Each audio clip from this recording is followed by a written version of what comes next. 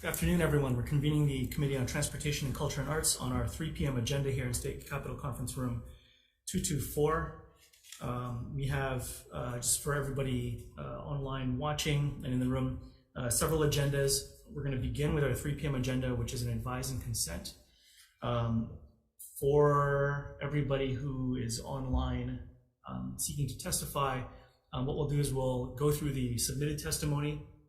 For everyone who's submitted their testimony, we'll have question and answer for those folks, and then after that we'll bring up the nominee and then go through question and answer with the nominee. And we will then recess to vote there and then return to the rest of our agendas. We do have 2 more after this, so we'll return to those after we're done with the first one. Okay. So with that, why don't we go into our first agenda on GM 530, submitting for consideration and confirmation as the first Deputy Director for Administration for the Department of Transportation, gubernatorial nominee Tammy Lee for a term to expire 12/7/2026. Testifying first, we have testimony from the Governor in support. Next is Department of Transportation. Good afternoon. Good afternoon, Chair. Senator Elefante, thank you very much. Testifying in strong support for Tammy Lee in her confirmation. Tammy's been with the department in different roles and has been a tremendous asset in every one of them she's played. Most notably so as the Highways ASO most recently. She's been amazing in pushing forward our procurement requirements, making sure that we can defend our protests, and ensuring that we can hire people a lot faster. She's been the architect of our Wiki program that allows us to pull people in as quickly as possible. She's rolled those over into her skills to ensure that we're spreading those benefits across to all the divisions in DOT, and she's going to be amazing in the role. Thank you very much. Thank you. Up next is DLNR in support. DLIR in support. Department of Public Safety in support. These are all going to be in support. Department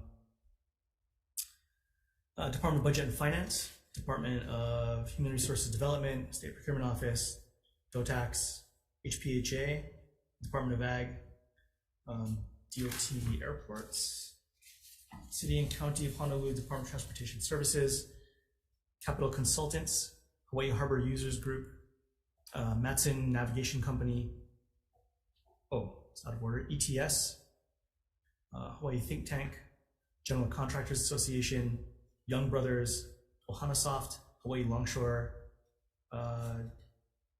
Workers Pacific Resources Partnership, ILW, Local 142, Airport Concessionaires Committee, Sanhai, Government Strategies, Airlines Committee Hawaii, Johnson Controls, Association of Hawaiian Civic Clubs, Ulupono Initiative, and we have several pages. I hesitate to take a guess, but probably, 50 or so individuals all in support. And that is all the written testimony we have. Is there anyone else in the room wishing to testify? If not, are there any questions? All right, if not, thank you. Why don't we move on to our nominee? I'd like to come forward and offer a few words. And congratulations on your nomination. Thank you. Thank you, Chair Lee, members of the committee. Tammy Lee, I'm the Acting Deputy Director for the Department of Transportation. I'm in awe to be here before you today. I'm filled with humility at this opportunity. It really is an opportunity of a lifetime. It's not wasted on me. I understand the gravity of it. I'm here to be part of a solution and part of a bigger mission. My charge, I believe, as a first deputy, is improving upon the foundational pillars that hold our operations. As Ed mentioned, I want to make improvements to procurement, working internally to streamline our internal processes, but also to do better, making sure that all of our programs understand the procurement code. I also am going to make changes to human resources with respect to recruitment and classifications. Really, it's not only about filling vacancies, it's also about looking at our entire department and reassessing the need for certain positions. Maybe 20 years ago, these positions were key, but now because of modernization, we can reclassify these positions. I think one of the important lessons that I've learned so far while working with the Department of Transportation is that at times we are our worst enemy. We are the very ones through the policies and the procedures that create this procedural gridlock. I have experienced firsthand each of these existing processes. I have both been the frustrator as well as the frustrated. But what is super exciting is that I'm in a position now to make these improvements across the department. But I can't do this alone. I'm grateful for my DOT family and friends that are here to support me. I have succeeded only through the kindness of my friends at the DOT. They've assisted me and let me know that they appreciated that I stepped up in all of, taking on particular roles. I believe that for all successful endeavors, it takes the sustained and collective efforts of many people, and I'm only here because of their support. This support brings me to share with you my proudest, most memorable moments, and these are in the process improvements that we've made at the Department of Transportation. Before 2019, the highways has been paperless in our workflow. You think that small changes can't be that impactful, but they are. Just changing a simple process of routing of purchase requisitions, which set us up during COVID for telework. Really, we recruited, and we're shameless about this, we recruited even our children to help us develop purchase, or we call it the purchase order stamp. And that's to stamp an invoice. So we receive an invoice, you stamp it actually with an ink and a pad, and you certify that the goods have been received satisfactory, and then you put the date on it. But anyway, that allowed us to receive electronic invoices to make payment during COVID so that we could telework. On the HR side, as Ed mentioned, Deputy Director Robin Shishido and Administrator George Absedi and myself, we rolled out our Wiki pilot program for the engineers. It was an existing program which we piloted, and in our first 9 months, we onboarded 46 engineers this way. So for the future, those are the types of improvements that I would continue to make. For procurement in particular, the State Procurement Office has an electronic bidding system, which is called HiPro. At the beginning of the pandemic, highways put all of our solicitations on HiPro. Coming to the administration, we've learned that harbors and airports, they use a hybrid of whether or not their solicitations should be on HiPro. And so what we've created is a process to make sure that all DOT solicitations, invitation for bid, request for proposals are using this HiPro system, with the exception of this two-step request for proposals. We also, during our budget informational briefings, we did an assessment of how long it took us to respond to procurement protests. And we found that before the 75-day to respond to a protest was passed, we were averaging about 49 or so days. While we were doing the research for the budget briefings, we found that we added like 11 days to our average, and we found that we were managing up to the 75 days. So what we did was we instituted internal policy that we are to respond to protests within 45 days. I want to focus on recruitment. Like I said earlier, looking at reclassifications and reorganizations. Right now, our vacancy rate is 19.7%. This is a decrease from the same time last year where we were at 25% vacancies. When Director Brenna Hashimoto from DHERD, when she was doing her budget briefings, she mentioned that the agencies have 60% of delegated classes. So 60% of all recruitment lie with the agencies. And that's true for us. We have 74 job classifications that have been delegated to the Department of Transportation. And what that basically means is that we are the only agency with those type of job classifications. They could be like airport controller, highway inspection, inspector, but those are the types of positions. And what we've done, knowing that we have all of these delegated classes, we took a look and we saw that we have 553 vacancies. The amount of delegated classes that are vacant is almost half at 252. So what we've done is we've reclassified vacant positions to support with our human resources to do these recruitments. So I'm excited about that. So I would just like to ask you to trust in me as a problem solver and to allow me the opportunity to serve my community by making meaningful changes and to do our part to modernize government. Thank you very much. Thank you. Are there any questions? Sure. Thank you, Deputy Director Lee, and for your willingness to step forward to serve in this role. I mean, just reading from the testimony, very glowing remarks about what you have accomplished. I know you touched on it a little bit in the WikiWiki system. Could you explain maybe what you would see as sort of some challenges that you've encountered and how you're able to sort of move forward from those challenges? Sure. For the WikiWiki program in particular, we found that it doesn't work, excuse me, unless management, is really the driver. And so what we did at Hawai'i is we have 14 senior managers. We were trained by DEFER in what is called to be an associate recruiter, but also as a defensible hire.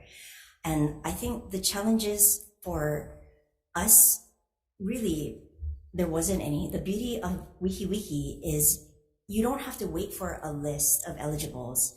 So sometimes you can get a list of like 50 applicants. And if you go through the normal process, you would have to ask each of these 50 if they're interested to sit for an interview and then wait for their response. It could be where 20 are interested. And so you'll have to go through, we call it working the list, go through the list and interview all 20. With the WikiWiki program, it's incumbent upon the applicant to contact the agency. And once they do, if you feel like they are qualified and you want to hire them, you can onboard them. You don't have to go through the rest of the 19.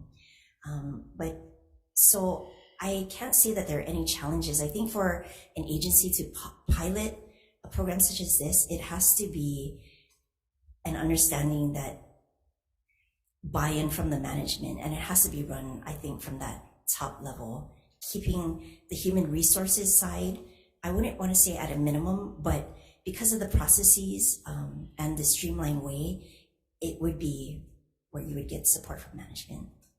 Thank you. And final question I have is, I know the Senate Ways and Means Committee passed out, the budget out of committee.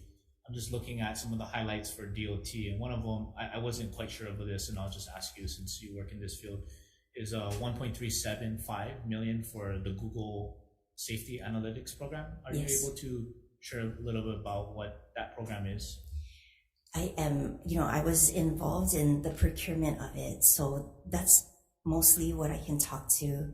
I know that we worked with Google on the climate resiliency, and actually I'm going to be doing an ITS part of a panel, and it's really about using Google for equity. So when they piloted, I guess what we've done for our climate resiliency is really, really cool. I mean, it's like all these maps and all these features that you can layer upon everything. So it shows, particular, not quite Alice maps, but those kinds of, where economically our income Alice, populations are, and overlay that with where our projects are to see, the equity within programming or improvements. And my understanding is along those same lines with our safety analytics. I think what it does is help us to make decisions such as where there are speeders over the speed limit, those types of data where we can make decisions based on the data. Thank you, Ms. Lee. Thank you, Chair Lee. Thank you. Further questions? I have just a couple I'd like to run through briefly. And thank you so much for your testimony and going through so much, which answered a whole lot of questions. I think folks that want us to ask. DOT in general, it sounds like, I mean, basically your position runs sort of the nuts and bolts of making sure everything functions behind the scenes, which I think is an underappreciated position in really any department, but particularly here where you have different silos, airports, harbors, and so forth, that are all very different in their needs and what's going on. But all of that's starting to change in a way where it's, you have a lot of overlap. Harbors aren't just harbors anymore as transportation evolves and you have a lot more connectivity. Highways, you got a lot more different things going on there than we did 10 years ago. And to say nothing of what's coming down the pipe with self-driving vehicles and all that sort of thing. How is it the department, or how do you see the department being able to internally within its own structure make sure that you have communication between these different traditional silos so that the department can evolve itself to meet the needs of what's going on out there? Okay, so one of the first things we did was, just taking away simple words like division. We do not use division anymore. We say harbors, airports, highways. We are trying to think of a term. We think maybe modal program, but I think only transportation people know what modal means. But I think it starts with Ed, and the reason why I say that it starts with Ed is because of the team that he has kind of created for us, with Robin, Shishiro, Drake Kalili, Jimmy Tokioka, and myself. We all enjoy being together. We all enjoy each other. And so if there's anything that we need, we can just, ask for it. I believe that the harbors is going to be submitting discretionary grant applications, and it's, for USDOT type discretionary grants. And with that, I'm going to be issuing a procurement on maybe like grant tracking software. And to do that, the first thing I had to do was ask Robin if I could use some of his money at the highways. And so it's that type of thing. I think it starts with leadership. In 2018, we got the Idaho Department of Transportation to come to us. And a lot of us really bought into what they had to offer. They had strategies for collaboration and cooperation. And one thing that really sticks with me is that for their human resources, they would have their, frontline employees hire their bosses. And I really like the concept of that. And I've actually used it, for certain hires at highways. But it's those types of things where changing the culture, changing the leadership to be like-minded, and that like-mindedness is to get the job done.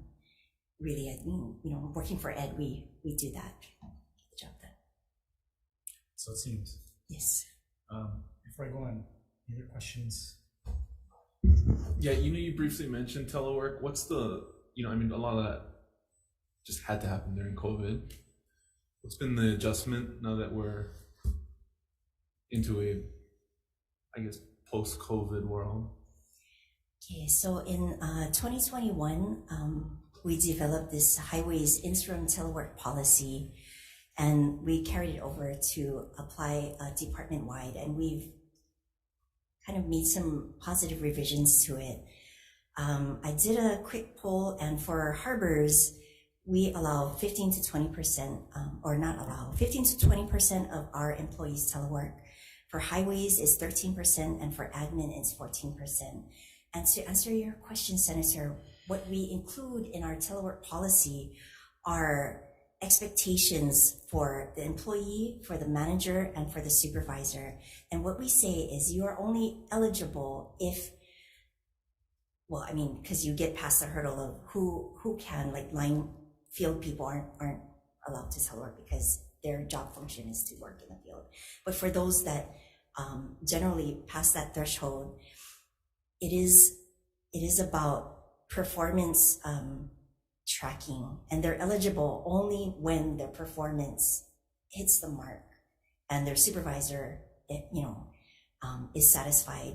And basically how we do that is through using existing technology like performance tracking in Teams. We expect that at the start of the day, employees log into Teams so we can see, their green button that they are available.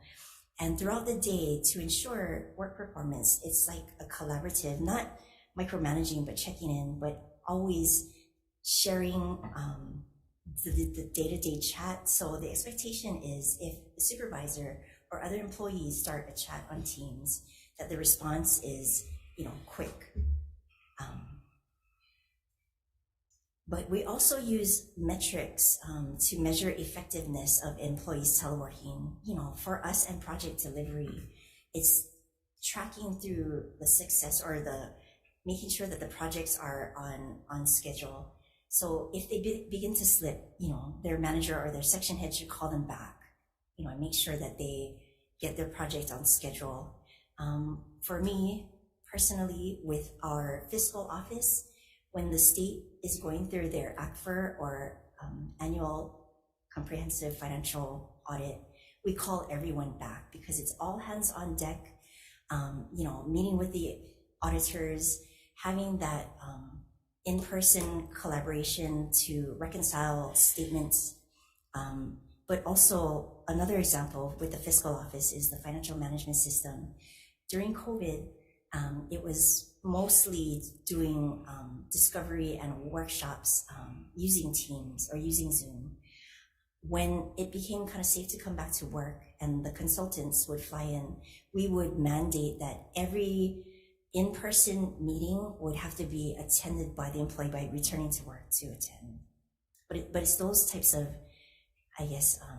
activities that we do to make sure performance is, on point during telework. So, I guess I find that interesting because it seems like the telework policy that your department has implemented sounds very different from some of the telework policies that I've heard other agencies say they are implementing, because it seems like the institution of telework fundamentally is about the nature of the work itself, which really depends on what type of position, right? Whereas in other agencies, what I'm hearing is there are just standardized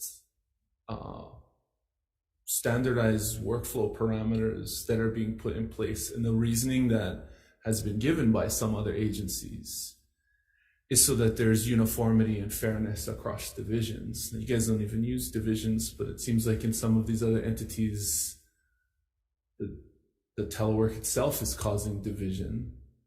And I'm wondering how you have managed for that. It seems like more of a culture thing now that I'm hearing you explain it versus a policy concern. Is that fair to say?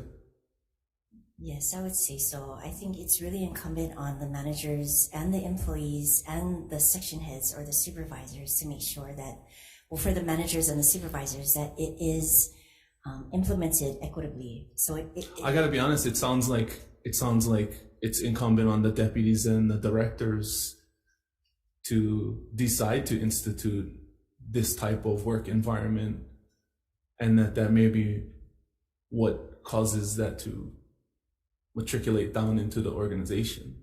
Hearing it from you versus what I have heard from other agencies, who have instituted just carte blanche two days a week type policies across the board, regardless of the actual fundamental operation of the offices. That's not what you guys have done. No. Right? Because it'll make sense to have a janitor come in 3 days a week and... Yes. No. Yes. That's correct. Yeah. Thank you. Thank you. Thank you. Further questions? I'm just building on some of this. Right now, we're in the middle of the budget cycle, the budget process. I mean, you guys are going to be coming in for a number of things, or have come in for a number of things. But as the department, independent of what the governor is going to approve, are there other things that you guys would like to explore to make I don't know, to deal with efficiency, to deal with telework policies, to deal with your own facilities that you operate out of, things like that you expect would come up in the next year or two that you're able to identify now as something that could come up?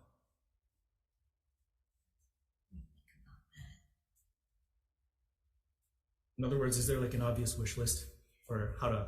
I think, I mean, for me personally, just because like I've spoke to, and it's this improving or modernizing government, you know, I truly believe that it's not IT that you go to solve a problem. It's really the functional team. So it's like, if you want to figure out a way to streamline HR, you don't go to IT, you go to the HR people and you ask them, you know, what kind of system do you need? I personally do have a wish list. When I first got to highways, they used what was called a green book, and it was legit green.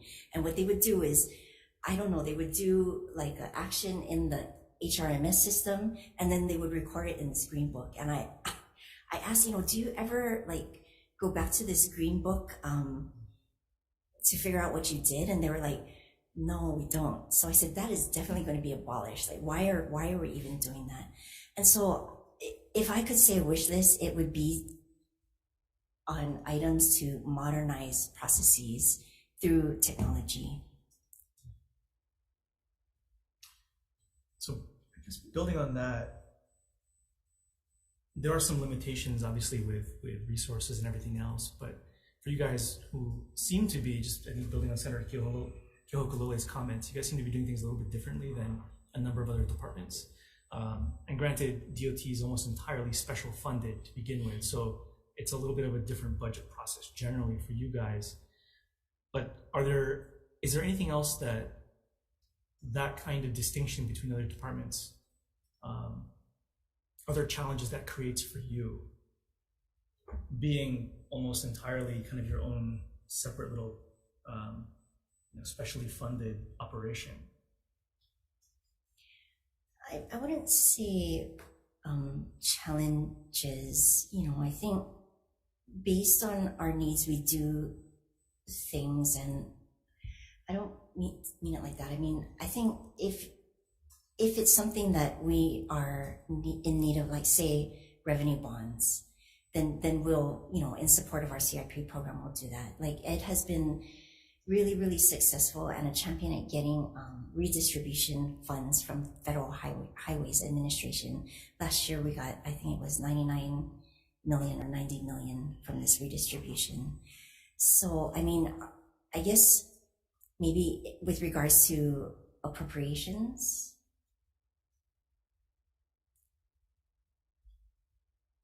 You mean appropriations being the... Or maybe, you know, when we come in for requests for appropriations, is that what you mean?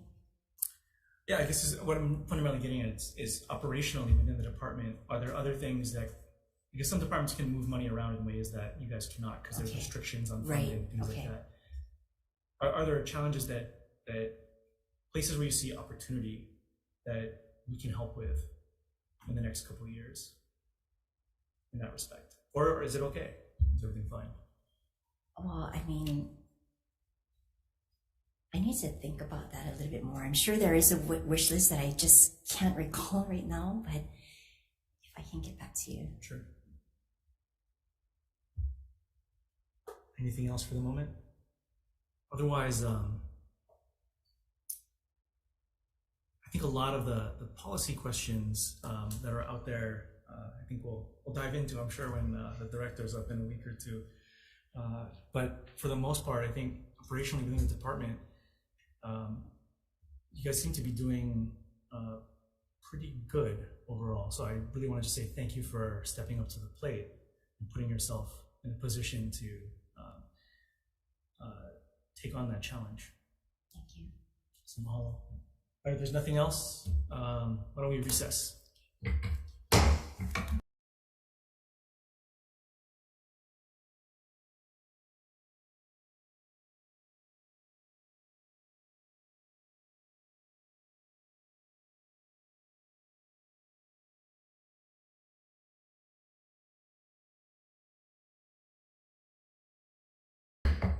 Good afternoon. We're reconvening the Committee on Transportation and Culture and the Arts for decision-making on our 3 p.m. agenda on GM 530, submitting for consideration and confirmation as First Deputy Director for Administration, Department of Transportation, gubernatorial nominee Tammy Lee for a term to expire 12/7/2026.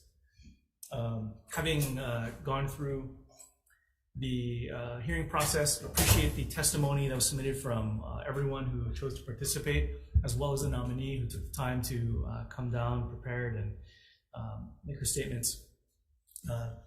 Recommendation from the chair is going to be to advise and consent. Any discussion? If not, acting vice chair, please take the vote. Okay, recommendation is to advise and consent on GM 530. Chair Lee. Aye. Vice Chair is excused. I vote aye. Senator Ke'oho Kalole. Aye. Senator Awa. Aye. Mr. Chair, recommendation is adopted. All right, thank you, and congratulations, Tammy. Thank you for stepping up.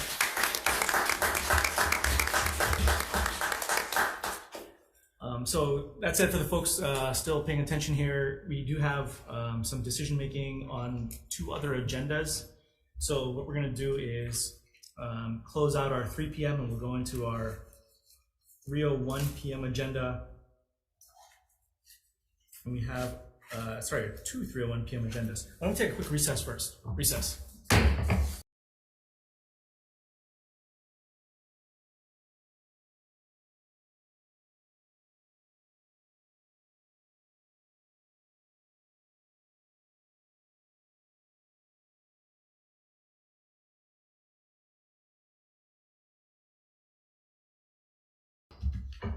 All right, good afternoon. We're reconvening the Committee on Transportation and Culture and the Arts for our 3:01 p.m.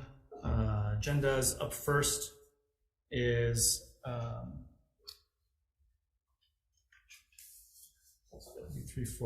House Bill 340 relating to Brother Joseph Duttende. This is going to be a reconsideration of our previous decision. We moved this out as is with a defective date. We do need to change the defective date, otherwise it goes straight to the governor with an effective date of 3,000.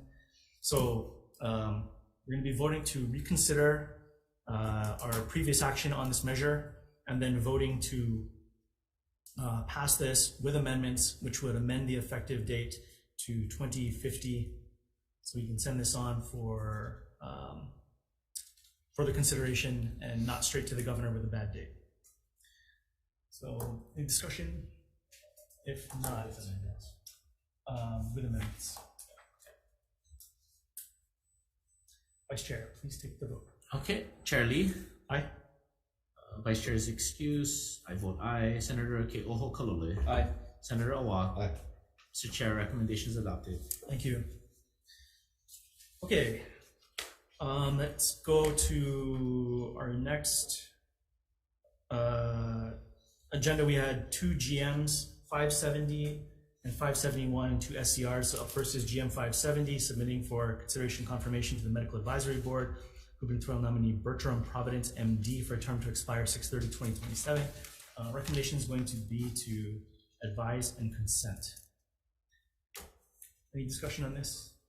Just a comment, Chair. In support of your recommendation, I would just hope that the nominees will afford themselves an opportunity to meet with us prior to the hearing. But I know we're all busy, but just for the record. Thank you. I appreciate that, and we can definitely reach out to, we have a number of other ones coming up for which we'll have that opportunity.